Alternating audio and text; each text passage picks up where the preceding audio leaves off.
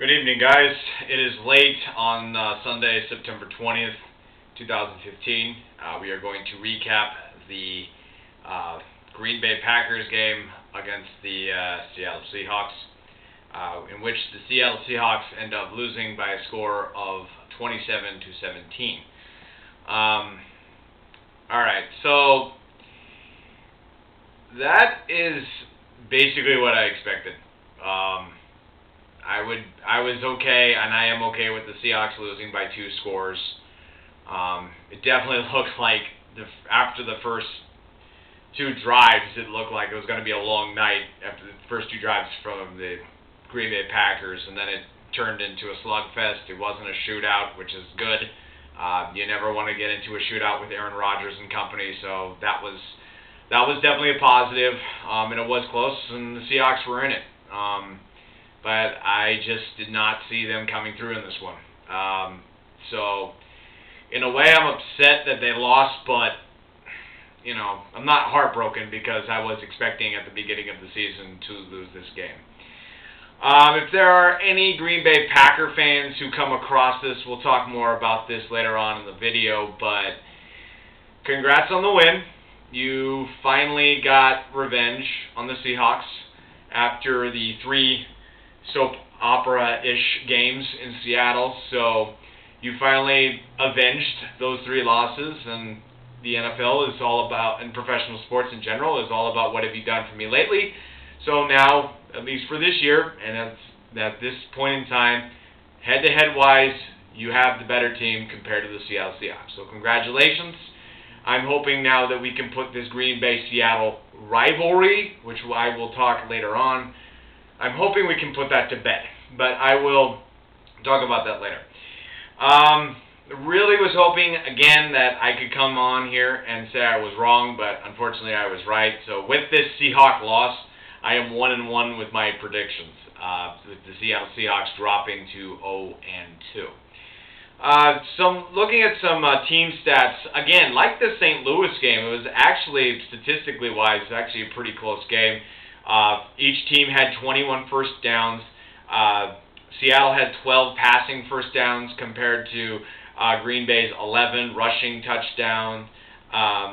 Seattle had 8 and Green Bay had 7.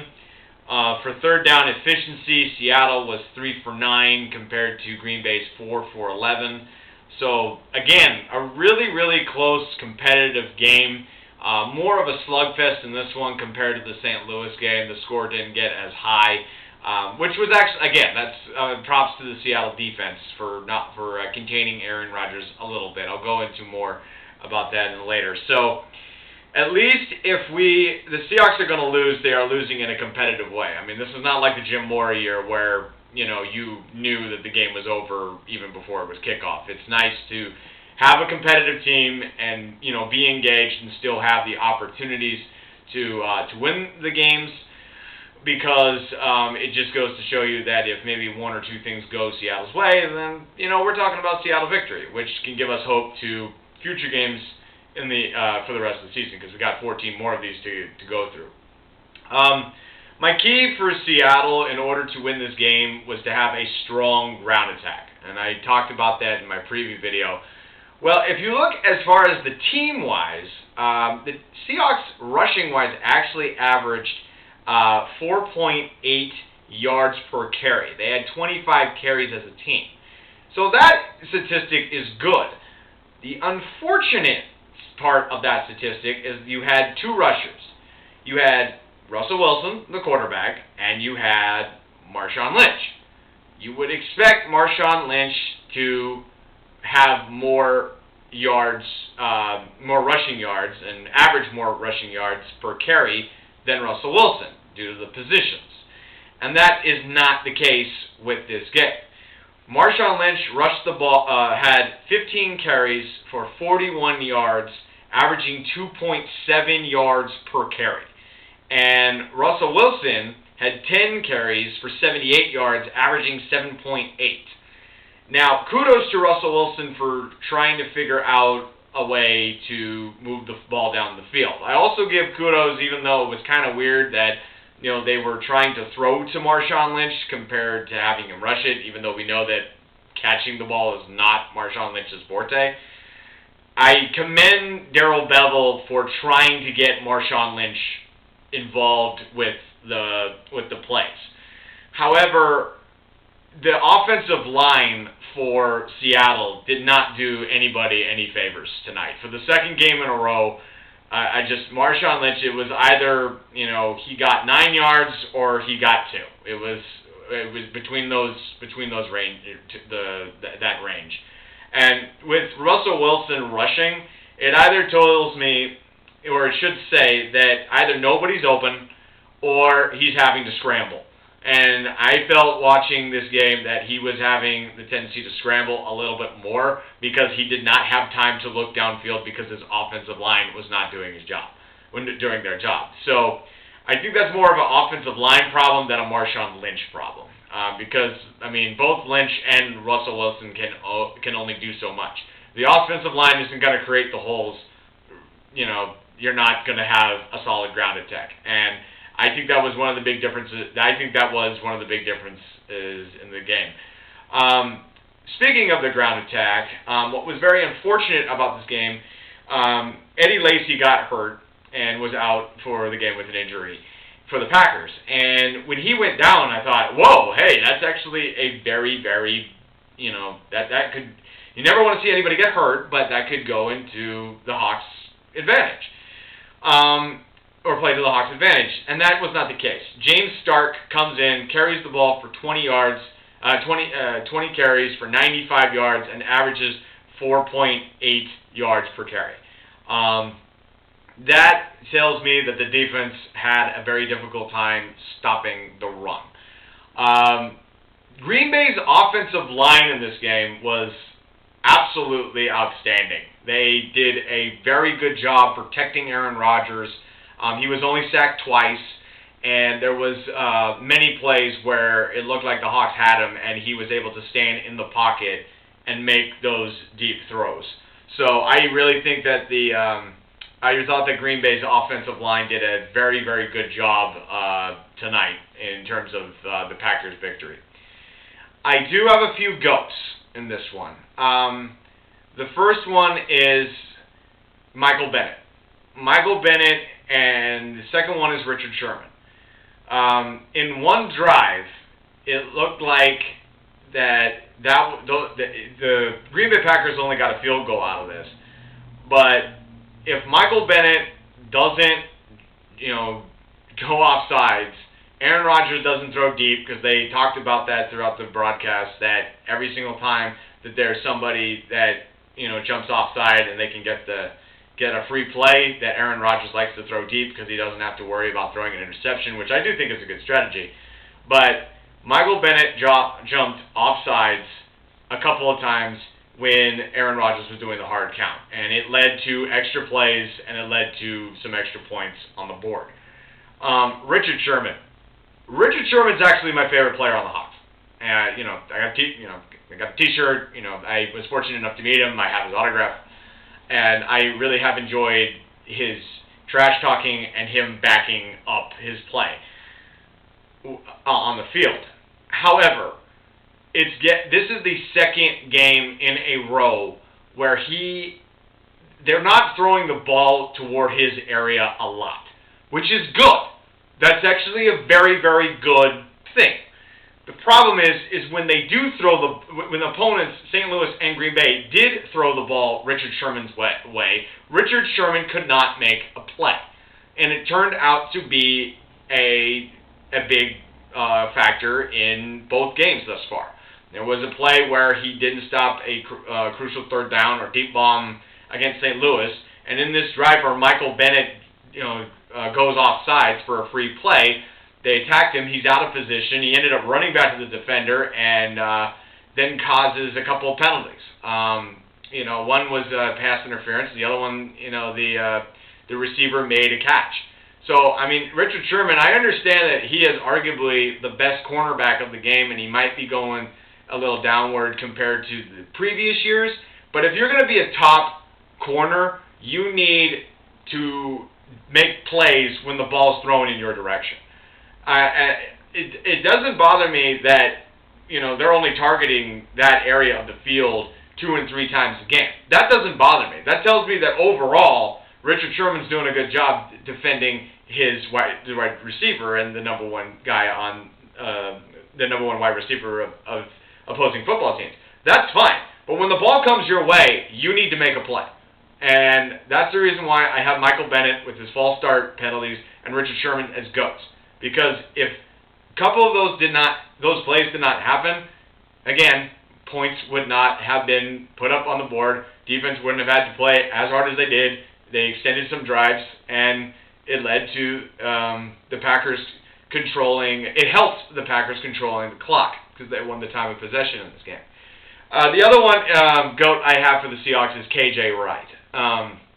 You don't punch somebody like that, which I'll go into later. But the fact that he let his emotions get to him and to the point where he got ejected from the game, we need a guy like KJ Wright to stay on the field at all times, particularly when it's that close, that late in the game. And in my opinion, both players were wrong. I mean, KJ should not have shoved his hand, into the face mask and shoved the guy, the Packer player into the ground. The Packer player should not have retaliated and punched him in the face. So I think both players were in the wrong. I think both players should have been ejected. I'm not going to say, the refs made a mistake because KJ Wright was the instigator. But you don't do that late in the game. You have to remain cool, and you have to maintain composure at that point in the game. So it's unfortunate, the Seahawks being 0-2, but I am still optimistic. I'm just really tired.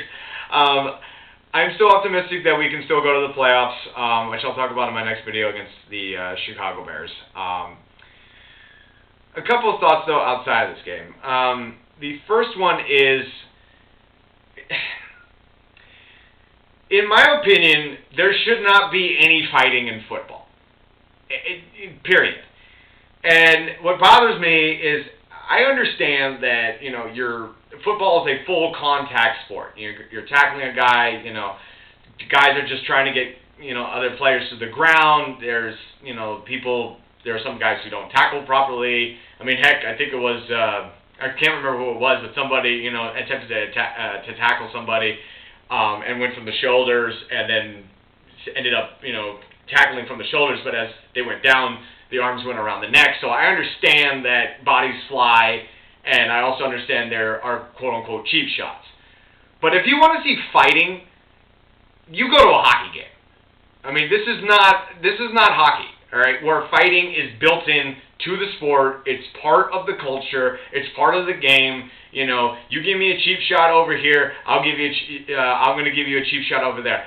That's not how football is. Football is about hard hitting, but there's no room for fighting. And it angers me when I see players like KJ Wright, start throwing punches like that. Because if I want to see a fight in a sports game, I'm going to a Seattle Thunderbirds Everett Silvertips or Seattle Thunderbirds Portland Winterhawks game. For those of you who do not know what level that is, that's junior hockey. Okay, those are teenagers. All right. If you want to see a pile of fights, you make the trip over to to Chelan County in Washington and hit up the Wenatchee Wild. You will see probably 8 fights in one game. That actually happened to me when I was living in Chelan. So there's no room for football. It's unacceptable. The players need to stay composed, and they need to lead the example so that way if emotions do break out, people can say, oh, the fans were being silly, or we can teach kids when they play football not to fight and have better sportsmanship. I mean, and I say that just in general, just fighting should not be unless it's built into the sport like hockey, it should not be in baseball, basketball, and football. The only reason why baseball fights are fun to watch is because everybody from the bullpen comes from the outfield into the infield and then runs, and by the time they get there, they're tired, and by that time the fight's over, they have to go back. That's the only good thing about fighting in baseball, because that's stupid. So there's that. In conclusion, the other thing I wanted to say is there was one thing that got under my skin this week when it came to talking about the Packers and the Seahawks. people are looking at this as the Seahawks' newest rival. And this is a rivalry. This is not a rivalry, all right? This is just two teams that play in two divisions that happen to play in the same conference and happen to have some really close games in the playoffs and some heated close games that led to some controversial calls and an unbelievable comeback. I mean, it's the NFL's version of the flavor of the week. Because all that needs to happen is one team goes in one direction and the other team goes in the opposite, and they don't play each other.